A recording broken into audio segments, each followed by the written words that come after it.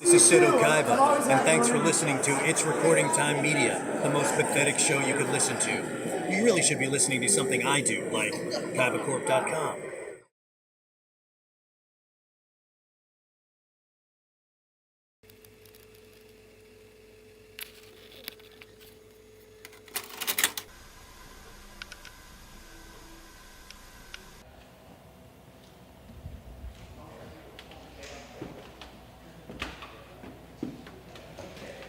So we wait for the press? Yeah, we're waiting for one more. I think just four, maybe? So this wasn't on the regular schedule? No, BBC. And I just saw an announcement. I went, what? Where did you see the announcement? I was on Facebook. Matt posted. Oh, Matt posted it. Okay. I posted this morning. Wild Rivers, oh, I know these guys.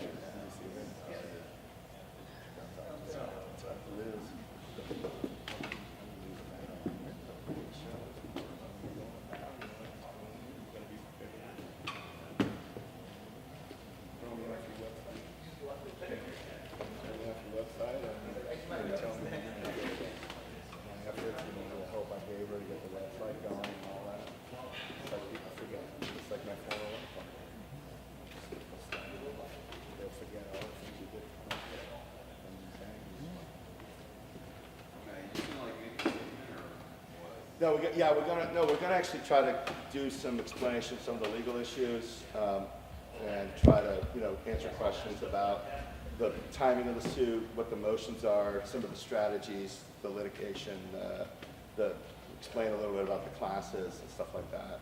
Can we just start asking you questions? 2 minutes. Tim just went to get this reporter. I'll owe it to you, okay? I'll make it up somehow for you. Let me just try to, You're impatient like me, I understand. You've been waiting. You've been good. You came. You saw the press release. You came over. I know, I heard that. Somebody mentioned to me about it on Facebook a couple hours ago. I didn't get a press release. You didn't get a press release? No. Oh, well. I had no idea about this until about 2.5 hours ago. Oh, wow. Well, I guess that may be part of why there's not a lot of concern because staff was gonna.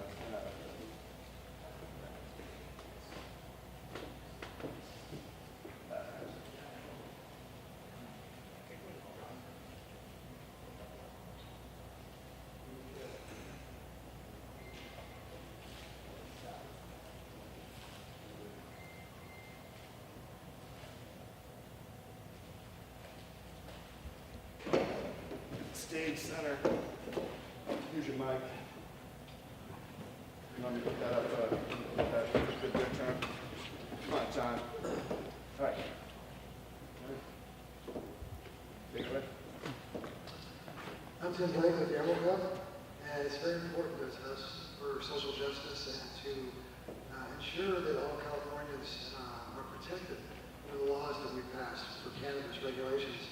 And a good friend of mine, attorney Matt Human, has come to me and asked me, he is in a lawsuit with the state, with his partner Craig Wasserman, and money was taken from a legal company here in the state, and the state just took that and turned it over to the authorities, which is not California law. I'm not the attorney, these guys will tell you about that, but it's important to the Emerald Cup and to us to really stand up for the community, for the small farmers, the small product makers that can't protect themselves. Things like this, what we've watched forever, monies get taken and there's no restitution and no way to get back. That's going to end though, and these gentlemen are going to get that money back and we're going to get that restitution and we're going to put California law to where it should be, the order of the day. Thank you very much. All right. Hi there, my name is Craig Wasserman. I'm one of the Pop Brothers at Law with my brother Mark Wasserman. We've been fighting for the cannabis community for years, and fortunately with social media, we have a big social media presence, we're contacted by our clients to represent them in this case that really hits home with us as far as trying to protect our people in the community who are licensed, compliant, following the regulations, following the laws. We are not going to allow the state to come down and kill the will of the people. And with that, Matt Kuhlman to be counsel on this case for as a lead counsel. Matt? Thanks, Greg, and thanks, Tim, for the kind words in the introduction.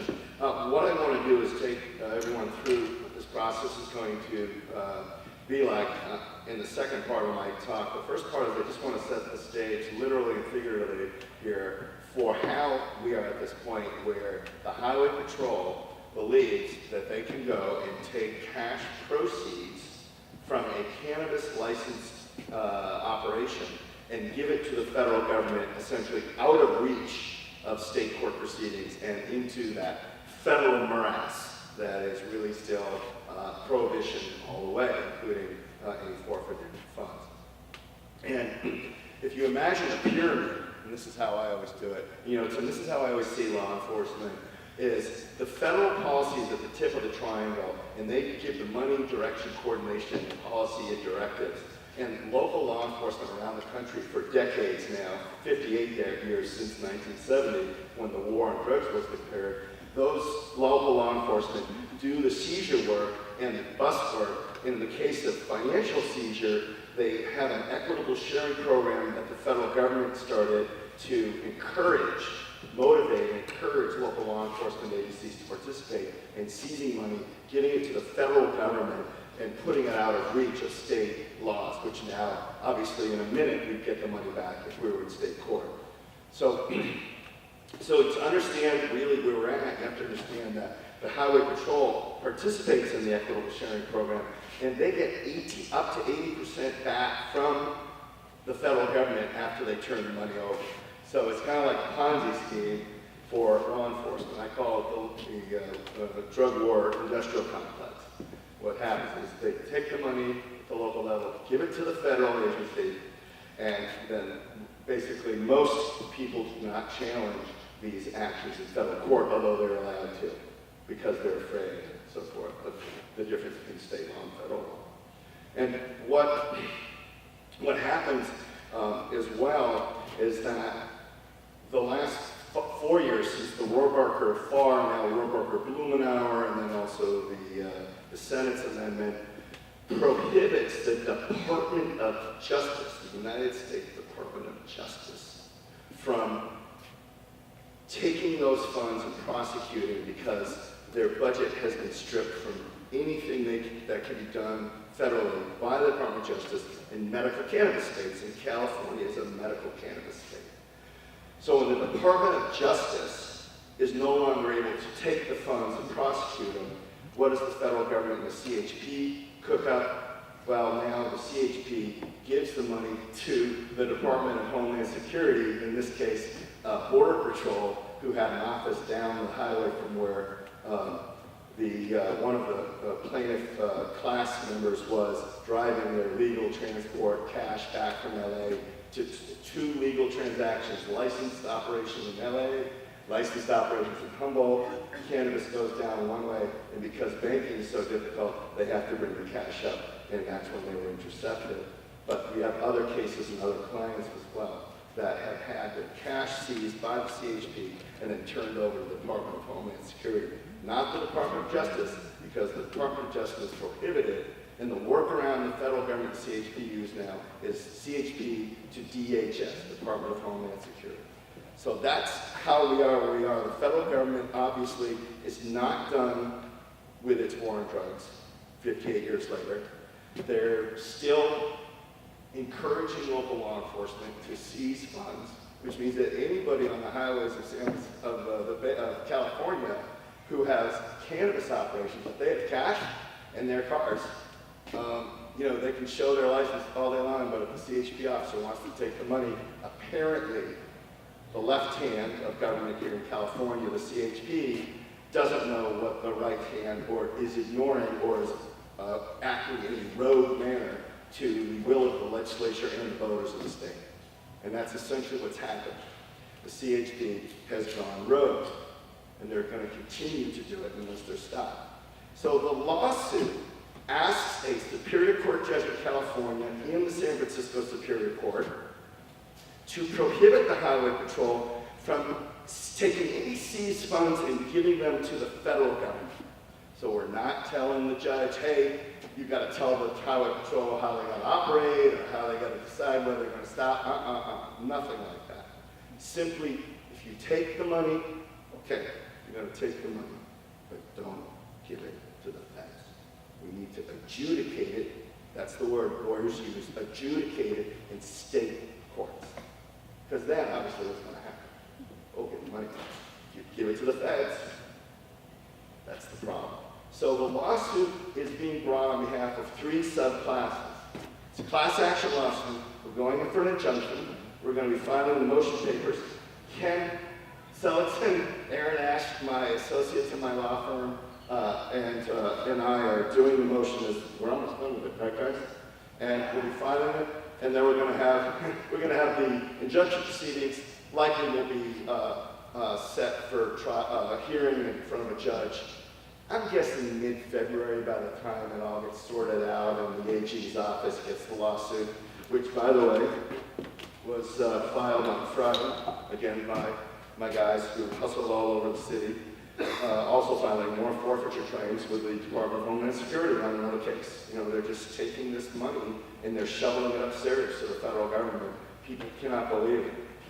One of our subclasses, and we think the most significant subclass, is the taxpayers. And Amanda Wasserman, raise your hand, is our class representative of the taxpayers. And we're going to basically tell the court that when you allow CHP to give the money to the federal government, we just lost the tax revenue, Your Honor, and California can't afford to lose tax revenue. And that, I think, is a very compelling argument. Our distributors, our licensed cannabis operators, some of whom are in this room today, they're representing, we have a class representative, Wild Rivers Transport. They had $257,000 seized from them on September 6th by the Highway Patrol. Another one of our clients, by the way, the Highway Patrol called the Homeland Security people to the side of the highway to give them the money because they know that if they don't act quickly and get the money into the federal hands, they could have a court proceeding facing them. So they move really quickly, even to the point where being on the side of the road, they're handing the money to some poor schlep who comes up from the Fresno office of the California Border Patrol to take the money back and take possession of it. I mean, this is not what the voters wanted, not what the legislature wanted. And unfortunately, the Highway Patrol just seems to think it can do it at once. And we're going to get a state court judge to tell them they can't, that they actually have to follow the law, just like the cannabis community now does.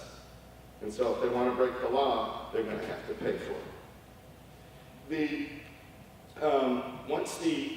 This is the lawsuit, the motion will be filed next week. We'll see what happens at the hearing. We're hoping that we can get a judge in California to agree with us that, and I missed one class, the medical cannabis patients who are quite concerned about their medicine and the source of supply. So those are our 3 subclasses. And with that, I'll take any questions. John, I think you might have had a question. What's the 257,000 since it was turned over to the Department of Homeland Security? Is that gone? Is that unreachable? You can pursue that at all? So federal forfeiture law is a whole area of law, and we are actually pursuing getting all the money back on behalf of the possessor, which is our client, and if we can get it back, we'll give it to the other folks. One of the other folks, it's a complicated area, it's not quite clear who owns money. If it's been paid for down there and they're shipping it up, whose money is it? So there is one group that's claiming a large chunk of that, and they're hoping to get it back. But that requires being in federal court and fighting it out under federal law, which is a very different story than fighting it under state law. If this, if the class gets certified that you're asking for, We'll never get to that point. I mean, if we lose the injunction hearing, I will make a decision with my clients whether we want to go forward. And if we do, then we'll deal with class certification. But this is not designed to be a class certification case. It's really designed for injunctive relief, preliminary injunction. so if there's going to be a hearing, you're saying like in mid-February, hopefully, then what's the soonest that this could get resolved? That would probably be the end. The same, like Yeah. the same. I sued the Highway Patrol in 2005 for arresting my clients, Sheba Love and Sherry Glazer, some of you may know them, for protesting topless at the Capitol building. CHP actually guards the Capitol building. And my clients were actually arrested. We tried to get them not to be arrested, but they were arrested. The Highway Patrol took them in custody, put them in jail for 7 to 10 hours, something like that. They were released. We filed in court. We got $150,000 of public settlement from the CHP, and they had to change their policy to allow, people to be bare-breasted protesting politics at the Capitol building. Yeah. What is the highway patrol told you in terms of whether or not this was standard procedure? Standard procedure, I'm sure the Highway Patrol is going to say lots of things. I'm just curious what the highway patrol told you. All I saw from Highway Patrol was some phony up incident report where they didn't even, I think I sent it to you, where they didn't even explain why they stopped them the second time in the case of my one client. But this goes beyond the incident. This really is about policy. And that's fundamentally what we're doing. We're basically trying to get a Superior Court judge in California to say, CHP, you're now going to have to live under a policy that prohibits you from taking any money that you see belonging to licensed facilities. Thanks, Tim. All right, that belong to licensed operators and giving it to the federal government. You just can't do that anymore. Don't even think about it. And that will draw a line in the sand for the Highway Patrol. And that's all we're looking for. If they want to send me a written policy tomorrow that says they'll never do it again, they admit. So they haven't told you this was misconduct. They haven't told you this was. Oh, they want to say it's misconduct. That's fine if they want to throw one of their people under the bus. They're still taking money, though. It's still the policy. They're still taking money.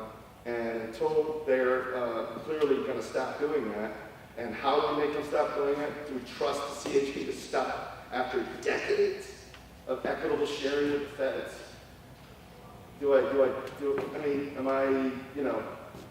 Maybe I'm just not trustworthy enough.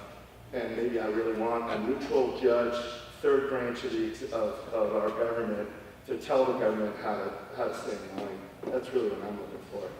Where is that equitable sharing policy? Where is that articulated in the law? Where's the equitable sharing policy? Kind of sell it. Yeah, so if you go online, you can find a guideline on the federal department's website, a whole guidelines as to what the breakdowns for equitable sharing guidelines are. And I can forward that to you after this conference. Okay. You will get it forwarded, and any other member of the press here is also, we're happy to, get you the information.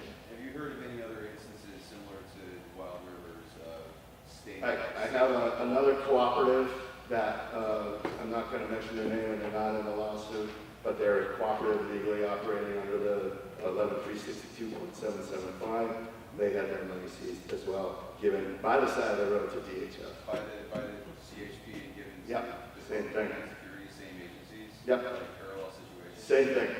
And I have other lawyer friends of mine who told me that basically DHS is where the money's going, because DOJ, they can't do it, and they're prohibited. So, look, it's jujitsu. The cannabis community for decades has been fighting, law enforcement agencies. The law enforcement agencies are not just going to give up so easily. They're not going to give up so quickly. They can come up with all their excuses about why they did various things, but the fact is they're still doing it, and they need to stop, and we need a judge to tell them to stop. Any other questions, or John, or anything else? John, you can call me anytime. I know John's stories, man. MJ Biz Daily, and they've been doing great coverage, actually, of you really dig it out. It's good. I'd love to hear what the CHP has to say. Love to know. Love to know whether the government is willing to take responsibility. They just, all I know is they sent me a statement when I Right. back in September, and Right. said any allegations of misconduct will be investigated, blah, blah, blah. Yeah, I saw that one. So I don't know, I don't have any statement from them on this specifically, and more specifically this lawsuit. I just have no idea what they told you. They told me nothing. They probably don't like me very much. So, I haven't heard anything from them. Well, I already tagged them back in 2000, for that other lawsuit. I mean, I've been battling, lawyers like Dale Schaefer. And Gail spent 54 months in federal prison because he and his wife, Molly Fry, a doctor, were getting cannabis to medical cannabis patients in Buchanan. I mean, Jesus. I mean, you think this war on drugs is going to end that quickly and that easily? And that wasn't that long ago. This is taking time, but if the lawyers like Craig and his brother Mark and myself and Ken and Aaron, if we don't go out there and just actively, affirmatively, drive a stake through the heart of prohibition, it's just going to keep living on. It's just going to keep quivering and regaining strength and coming back at us. So this is a way to drive a stake through the heart of prohibition, another knife in the heart, another blade, to finally say, stop, stop, stop, leave the cannabis community alone. Stop. So that's what we're doing. And I hope we get there. We'll see. And we'll definitely, we're gonna post these motions and everything on our website. So law offices and MacKinnonLaw.com. So we'll have that up there. Craig and Mark will have it. They're doing radio podcasts.